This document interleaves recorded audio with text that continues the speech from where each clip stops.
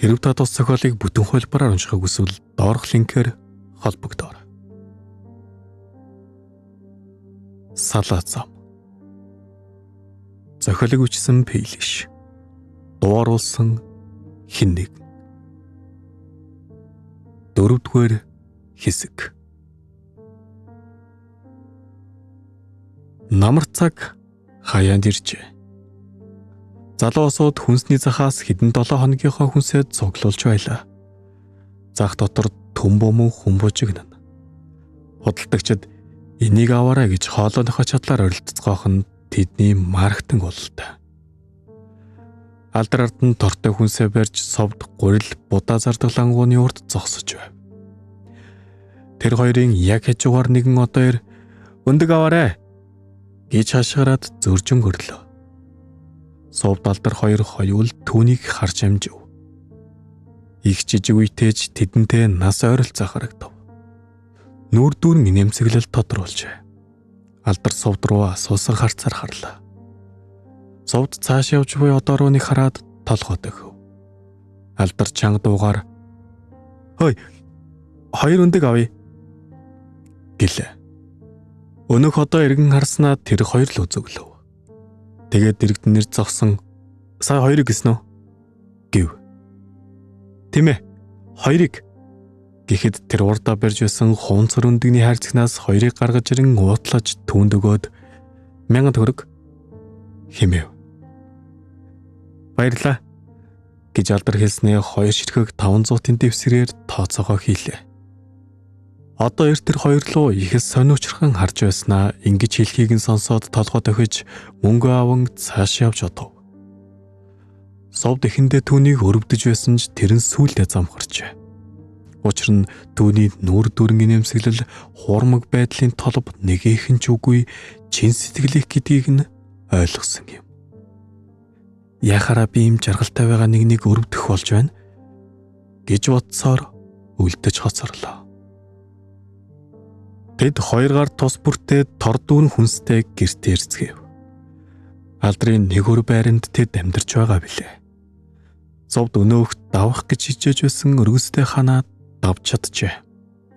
Одоо зоогийн газарт зөөгчөөр ажиллаж байгаа. Мөн магна болон бусад ирчүүдтэй аль хэдийн холбоо тасарсан.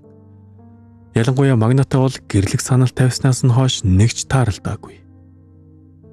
Хосууд авсан хүнсээ хөргөгч галтогооны шүүгээ зэрэгтэй хийж байлаа. Энэ үед сууд уцснаасаа нэгэн зүйлийг нүдэрээ гүйлгэж дуусаад эмхтэй хүний өсөн нурт ухаан нь богинч шиг биднийг нэрчүүд бүр эртнээс доромжилсаар ирсэн тодорхой бүр ийм зүрэг хүртэл гарчихсан байх шүү дээ гэв. Үүнийг сонссон алдар жуумалцсан. Наад чинь нэмэгтэйчүүдийг ухаан муутай гэж доромжилсан зүрэг биш шүү дээ. Зүрэг гэдэг чинь зүрлэж өөр утга илэрхийлдэг. Жишээлбэл төрийн төлөө огтон боож өхөн гэдэг зүр үгэнд төр огтон гэдэг үг хэдий орсон ч утга нь өөр. Тэгвэл утга нь юу юм? Өөртөө ямар ч хамаарлалгүй зүйл санаа зовох гэсэн утгатай. Хулган зурм огтон зэрэгт төр засаг үнэхээр ямар ч хамаагүй шүү дээ. Тийм биз дээ гэж хэлээд нэмсэглэв. Биш ээ. Нөгөө эмэгтэй хүний үсний тухай үгний утга нь аливаа зүйлс төгс байдаггүй гэсэн санаа юм болоо да. Би сайн мэдэхгүй байна. Гэхдээ ямар ч байсан хин нэг дорд үтсэн эсвэл доромжилсан үгс яавч зүртсэн үгс биш гэдгийг л мэдэж байна. Угаас хүний ухаан үсний урттай ямар ч хамаарлалгүй зүйл шүү дээ. Эрт үед ирэмгүй бүгд л урт үстэй байсан. Тэгэхээр бүгд богино ухаантай байсан гэсэн үг үү? Хинээснээ тас хин хөхрлөө. Совд түүнтэй хамт амьдарч зүрхэндээ тээж яваагийн шалтгаан инхүү нэгэр нэмэгдсэнд том баяртай байв. Тэд орой хоолой ихэнхдээ цуг хийцгээдэг. Өнөөдөр ч мөн тэгэж байлаа. Ингэх зураад зогсоо зайгүй бибисээ үнсэн тэврэн нэл урцгаана. Хэрв энэ мөчид тэр хоёрын ойролцоо хэн нэгэн зогссон бол энэ их цасруулж буй элчинд нь төлөгдөх байсан бизээ. Нар жаргаж үдэш болж тэд буудан дээрээ зурагт үзэн тоглож байлаа. Совд алдрын баруун мөрийг дэрлсэн байв. Зурагтаар орой болгон үздэг цуврал кинон гарах ажээ. Цов тэднээс харцаалгалгүй үзэж байснаа урдаа байрлах жижиг ширээнээс аяг ус авахаар өндөв. Яг тэр мөчөд түүний нүдэнд алдрын баруун шуун дээрх хагалгааны сорив өртгөн тэр. Тэр сорвыг хэдий анзаарч байсан ч яагаад ийм сорвтой болсон талаар огт мэдхийг хүсэж байгаагүйдээ баг зэрэг гайхлаа. Хараа энэ юу сорив юм бэ? Яаж яваад ийм сорвтой болсон юм? Гэсэн далдар киноноос арай ядан харцаа татж гаргаад юу? Энэ сорив уу? Би гараа угалж байсан юм аа. Хальтраад унчихсан юм уу? Эсвэл яг яасан? Гэж лавшруулвал хальтарч унаагүй манай аав гэж тоомжиргүй хэлснээ гэнэт дууга хороочов. Царайч мөн эдэл хаадрын үйл хурж буй тэнгэр мэт барайгаад ирлээ. Совд түүнийг хизээж аавынхаа тухай ярьж байгаагүй мөн хизээж холбоо барьдгүй учраас энэ байх нь хэмээн дотроо тунгав. Тэгээд дахиж аавынх нь болон тэр сорвны тухай юу ч асуусангүй. Маргааш нь нямгарыг байв. Амралтын өдөр тэд зуны тур шийж хөвчснээрээ өөрснийхөө сонирхлыг хөгжүүлцгэн. Совд зураг зурж алдар шүлгээ тэрлэнэ. Аль альныхаа үнэнч дэмжигч болцоход байгаа. Совд алдарт одоо над шүлгүүдэд төвөрлөөд ном гаргах хэрэгтэй. Гэхэд алдар совдод тэгнэ. Харин чи зурагнуудаараа үзэхлэнэ гэж бие биедээ зөвлөнө. Хоёул хийж буй зүйлстэй үнэхээр их дуртай гэдэг нь өглөө босоод ширээнд сууцгааж нар хэлбих үед сэхээ авцгаадгаас нь мэдэгдэх ажээ. Алдрын юм бичих том дэвтэр совдын бичгийн цааснуудаас гадна ширээн дээр нэгэн зүрхэн хэлбэртэй шаацсан баримл байв. Аягтай адил хэмжээтэй харагдана. Энэхүү баримлыг хосууд хамт амьдарч эхэлсэн 7 хоногтоо авчээ. Ширээн дээрээс өөр барилуулах газар олон байгаа ч алдар байнгын нүдэнд харагдаж байг гэд ширээн дээр тавьсан юм. Гар утсанд мэдэгдэл ирэх чимээ энэ хоёрыг бодит байдлаар дуудлаа. Яй, цочглоо хэмээн совд дуалдаад утас руугаа шагав. Алдар бас утас руу харснаа буцаад шүлгээ бичлээ. Хараа нөгөө данс нь 500 мянга үлдээг үз гэж совд их л чухал царай гарган хэлв. Бага яах гэж байгаа юм бол цүнх авах гээд айгүй гой цүнх хартаа гэд алдарлууд цүнхний зураг харууллаа. Чи 7 хоногийн өмнө авсан биз дээ гэж хэлээд алдар түүн рүү ширүүнээр харав. Хүй чи харамлаад байгаа юм бүү? Тэр данс чинь дундын данс шүү. Зөвхөн өөрийнхөө юм шиг битгий ажиллаад байгаарай хэмээн совд хөмсгөө айтралтуулан өгүүллээ. Чамайг жаахан мөнгөнд гамтай хандаасаа л гэж хүсэж байна. Ганц мөнгө л авах гэж байна. Бити сүрж гинэ дээ. Дахиж олж болох юмыг өөрөөсөө харамлаж ирээ яах вэ? Чам шиг ганц муу борц самстай зуныг өнгөрөх байсан юм уу? Ингээд чи бүр миний юу өмсөж зүхийг хүртэл шитгэнэ. Хоёулаа машины мөнгө хатгалж байгаа үстэй. Тэгээд ингээд цүнх аваад байхаар чинь хизээ машинтай болох юм. Дараа төрөлдөө юу? Гэснээ совдыг үг хэлэх гихт нь шууд таслан үргэлжлүүлж би чамайг битгий цүнх хувцас ав гэж өрөөсөө хэлээг байна. Сарда ганц болж гинөө. Совд сая яриаг нь тасасны хариуг авч буй мэд чанга дуугаар би яагаад чамтай байхдаа өмнөхөөс ядуу байх ёстой? Мөнгө олох тийм хэцүү биш шүү дээ хэмээл. Алдар мөнгө олох тийм хэцүү биш ээ. Чам шиг ажил хийдэг байсан хүнд бол амархан санагдах нь тодорхой шүү дээ. Чи юу хийдэг байсан бэ? Дээшээ харж хөвтөдөл болно тийм үү? Эсвэл доошоо юу?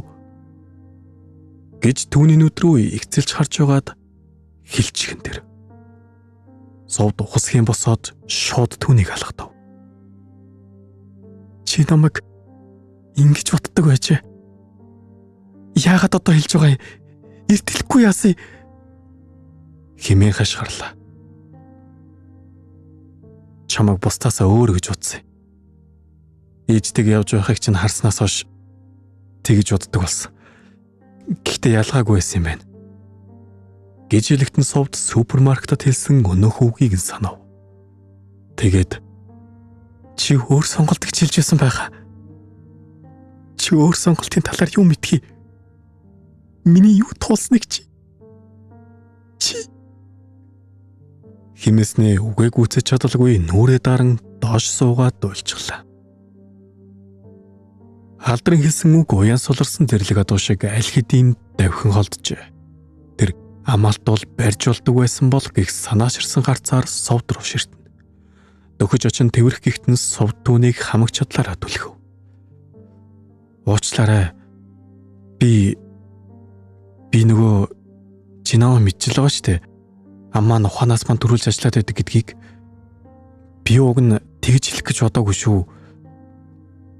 Би чамд хайртай. Өөр хинээс ч илүү хайртай. Тэгээд л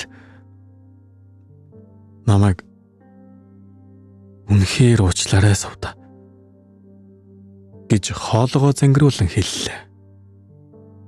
Совд таасангүй. Алдар хэсэг тэнэгэлзэж байгаад түүний өмнө өвдөх сөхөрчгөн тэр. Совдын кийг нь хараад "Хүй.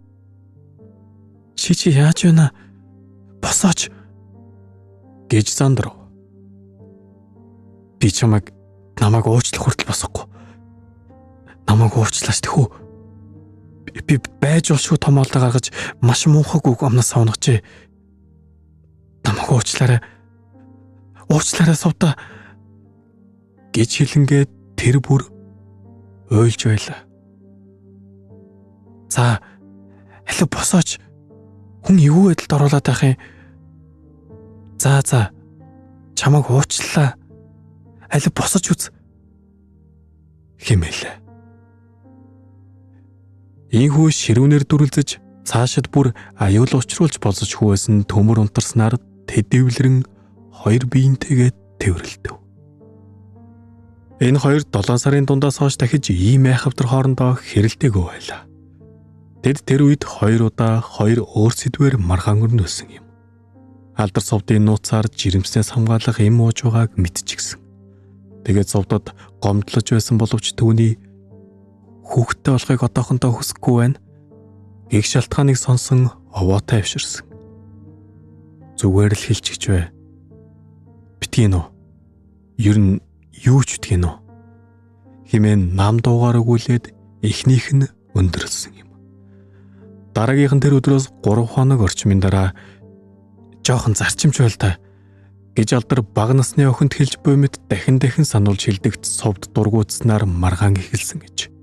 Төдөлгүй Алдар "Би өмнөх найз өхнөө араар нь тавьж байсан. Бид хоорондоо 10 жил үргэлжсэн. Хамгийн сүүл тэр над руу ямар нүдээр харсан гэж санана. Хорсол, гомдол, жигшилтээс нүдээр.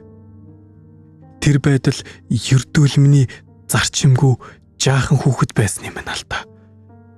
Би дахиж тийм алдаа гаргамааргүй байна. Чамайг ч гэсэн битгий тэгээсэ гэж хүсэж байна" гэсэн урт гэмшилтэй тайлбараар цэг тавьжээ.